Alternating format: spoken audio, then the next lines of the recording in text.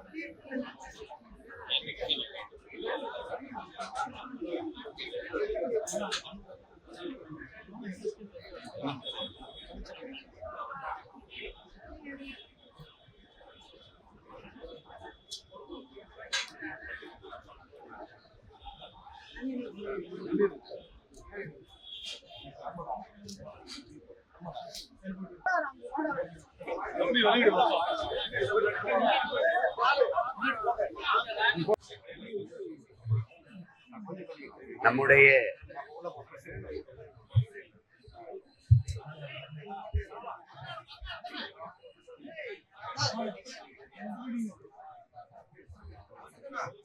மனங்களில் எல்லாம் மறையாது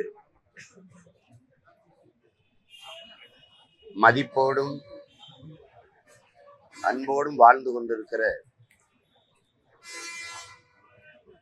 கேப்டன் விஜயகாந்த் அவர்களினுடைய 2ஆம் ஆண்டு நினைவு நாள் இன்று.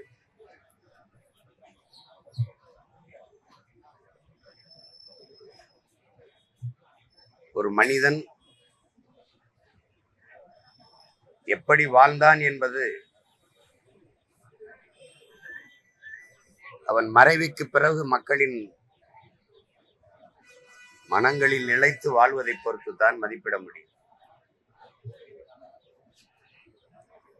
நம்முடைய கேப்டன் அவர்கள்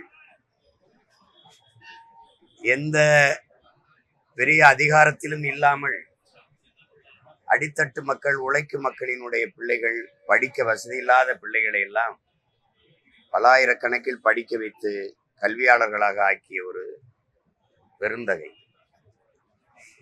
அவரால் IAS IPS ஆன அதிகாரிகள் ஆயிரக்கணக்கில் இருப்பார்கள். அப்படிப்பட்ட ஒரு அரிய பணியை செய்தவர். சமத்துவம் சகோதரத்துவம் எல்லாம் சொல்லளவில் இருந்ததை செயல்படுத்தியவர்.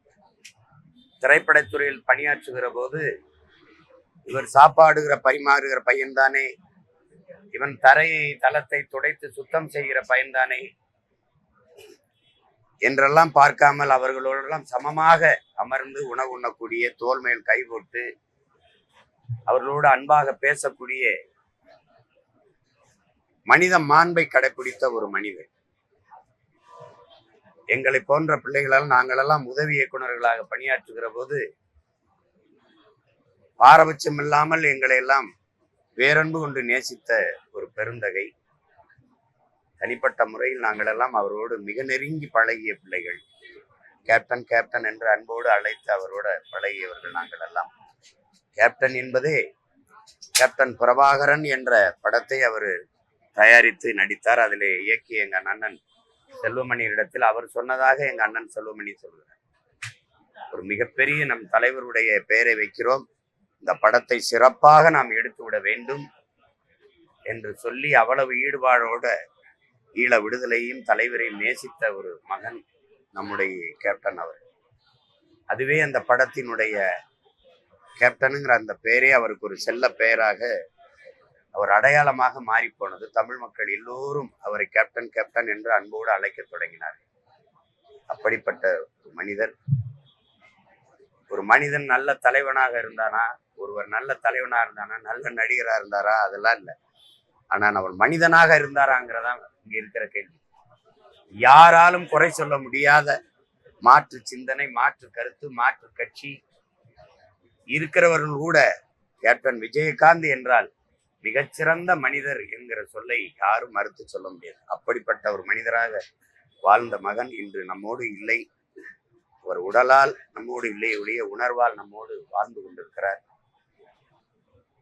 அவரை இன்னைக்கு இழந்திருக்கிறார். அவரை நேசித்து நிற்கிற மக்கள், குறிப்பாக அன்னியார் பிரேமலதா தம்பிகள், விஜய் பிரபாகரன், சண்முக பாண்டியன், என் அன்பிற்கினிய உடன் பிறந்தார் சுதீஷ் அவர்கள் எல்லோருக்கும் என்னுடைய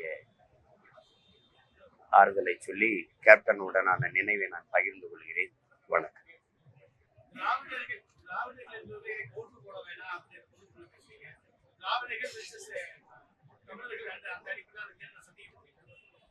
இந்த அடிப்படையில் தானே நீங்க திராவிடருங்கிறீங்க, நாங்க தமிழர்ன்றோம். அப்ப அந்த அடிப்படையில் தானே தேர்தல் களத்துல சந்திக்கணும்.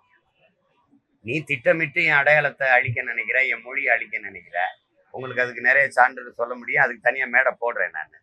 இப்ப நீங்க ஒரு கேள்வி தானே, நான் திராவிடனா தமிழனான்னா எனக்கு ஒரு கேள்வி வருது இல்லை. நான் ஏன் தமிழ் திராவிடனா இருக்கணும்? கீழடி என்ன நாகரிகம் சொல்லுங்க. நீ திராவிட நாகரிகங்கிற, அவன் இந்திய நாகரிகங்கிற. நீ என்ன, நீ என்னைக்கு இந்தியா வந்தது, என்னைக்கு திராவிடம்ங்கிறது வந்தது, என்னைக்கு திராவிடம் சொல்லு. 2800 ஆண்டுக்கு முன்னாடி யாரு திராவிடம்? ஏது கன்னடம், ஏது தெலுங்கு, ஏது மலையாளம், ஏது துளு, ஏது கன்னடம், ஏதாவது சொல்லுங்க. இல்ல. அப்போ நீ தமிழர் நாகரிகம்னு சொல்றதுல உனக்கு என்ன பிரச்சனை? திட்டமிட்டு என்னுடைய பெருமையை, என்னுடைய அடையாளங்களை, என் மொழியை அழிச்சு என் இனத்தை அழிக்க நீ திட்டமிடுற. நான் என் மொழியை மீட்டு என் இனத்தை காக்கணும், என் அடையாளங்களை மீட்கணும்னு வர்றவன் உடனே அழிச்சாதான் என் இடத்தை நிற்கணும். எல்லா இடங்களையும் நீ பெருவுடையார் கோயில திராவிட கட்டடக்கலைங்கிற, இது நாகரிகம்னா திராவிட நாகரிகங்கிற, இது திராவிட பண்பாடுங்கிற, பொங்கலை திராவிட திருநாளுங்கிற. ஏய், அப்ப வெறிவருமா வராத? என்னது இது? அதனால இது சண்டை. தமிழ் தேசியமா திராவிடமா, தமிழரா திராவிடர்? தமிழ் எங்க வழங்கப்படுது அதை பேசுவோம். தமிழ் எங்க வழங்கப்படுது? இங்க பாருங்க, தமிழ்நாட்டின் முதலமைச்சர் வணிகர் பெருமக்களை கூட்டி வச்சுக்கிட்டு ரெயின்போங்கிறத தமிழ்ல ரெயின்போன்னே எழுதுங்கிறாரு. ஏங்க ரெயின்போங்கிறது வளர்த்ததை எங்க சொல்லுங்க. 85,000 பேர் முதுநிலை ஆசிரியர்கள் தமிழ்ல தோல்வி வளருதா? 50,000 பேர் 10ஆம் வகுப்புல தமிழ் தேர்வு எழுத வராம போயிடுறாங்க, தோத்து போயிடுது. தமிழ் பேச தெரியுதா? வேற மொழி வளர்க்கப்படுதா? ஆங்கில தங்கிலீஷ் வளர்க்கப்படுதுல. காலையில எனக்கு உனக்கு ஏதோ பிரச்சனை ஆயிடுச்சுன்னு நினைக்கிறேன். நான் பயணம் போறேன், வெறியாக்கி விட்டுறாரு, புரியுதா? வேற ஏதாவது கேள்வி காலையில ஏதாவது பண்ணிடுறாரு.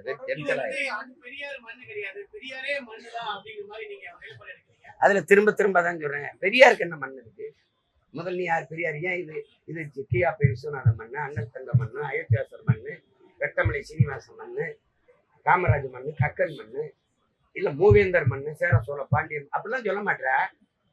செக்கெழுத்த செம்மலியம் பாட்ட வாவூசி மண்ணு, என்ன உனக்கு மண் இருக்குது? இது அள்ளி தின்னு எல்லாத்தையும் ஏறி தின்னு எங்க மண்ணு வச்சிருக்க? எங்க மண் வச்சிருக்க? என்ன மண்ணாக்கி வச்சிருக்க நீ?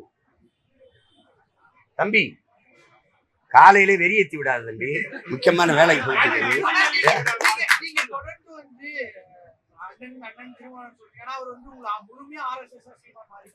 விடுங்க. இப்ப நான் பிஜேபியோட கூட்டணி வச்சு மங்களூர்ல சட்டமன்ற உறுப்பினர் ஆகுது நானா எங்க அண்ணா? வாஜ்பாய்க்கு வீர வணக்கம், என்ன போர்ல அப்படி மாண்டாரு, அவருக்கு வணக்கம் செலுத்துவது அரசியல் நாகரிகங்கிறாரு.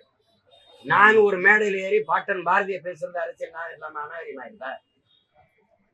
நான் எங்க அண்ணனை மதிச்சுட்டு அப்படியே ஒதுங்கி போறேன். என்ன கருத்துனாலும் ஏற்று பேசிருக்கேன். ஏன்னா மோதலை எனக்கும் எங்க அண்ணனுக்குமா ஆக்கிட்டு திராவிட மஞ்ச பிடிப்பான். சண்டை நாங்க அண்ணன் தம்பிகளுக்குள்ள போட வரல. எனக்கு எதிரி என்ன விடுதலை சிறுத்தைகளா? விடுதலை சிறுத்தை ஏற்று எங்க அண்ணனோட எதிர்க்கிறதுக்கு நான் கட்சி ஆரம்பிச்சிருக்கேன். தம்பி எங்க அண்ணன் வைகோ, எங்க ஐயா மருத்துவர் ராமதாஸ், பாட்டாளி மக்கள் கட்சி, இதெல்லாமே எதிரி. அதுக்காக நாங்க கட்சி ஆரம்பிச்சோம். நான் இவ்வளவு நேரம் என்ன பேசிருக்கேன்? திராவிடர் தமிழர் போர் நடக்குது.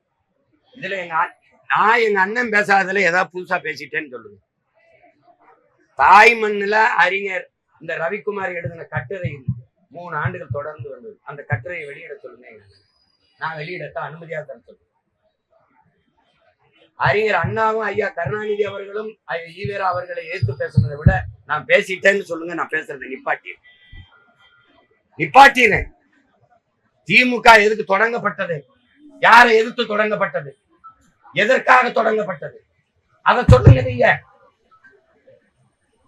திராவிடர் கழகத்திலிருந்து திமுக ஏன் பிறந்தது? அதுக்கு யார் பதில் சொல்வார்? யார் பதில் சொல்வார்? இன்னும் கிழவனை கைது செய்யாம ஏன் விட்டு வச்சிருக்கீங்க? சட்டசபையில பேசுறது ஐயா கருணாநிதியா இல்லையா? அப்புறம் நீங்க அதை விட நான் ஏத்துட்டேன். நான் கேள்வி கேட்கிறேன். நீ ஏன் என் தன் மொழியை தனி என்ன? இந்த மொழியை ஒளின்னு ஏன் சொல்ற?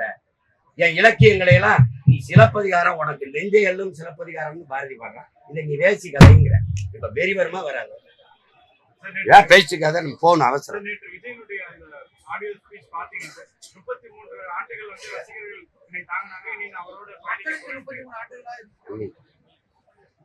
அது தம்பி சொல்றாரு. அதுக்காக அவரு பயிற்சி நேச்ச மக்களுக்கு நான் இது பண்ணுவேங்கிறாரு. அதை போய் பேச்சு முடியாது. அவ்வளவு இவர் என்ன அவர் பேசுறதுல அவ்வளவு நேரம் அண்ணனுக்கு இல்லை. அவர் பேசுறதெல்லாம் கேட்குறேன்.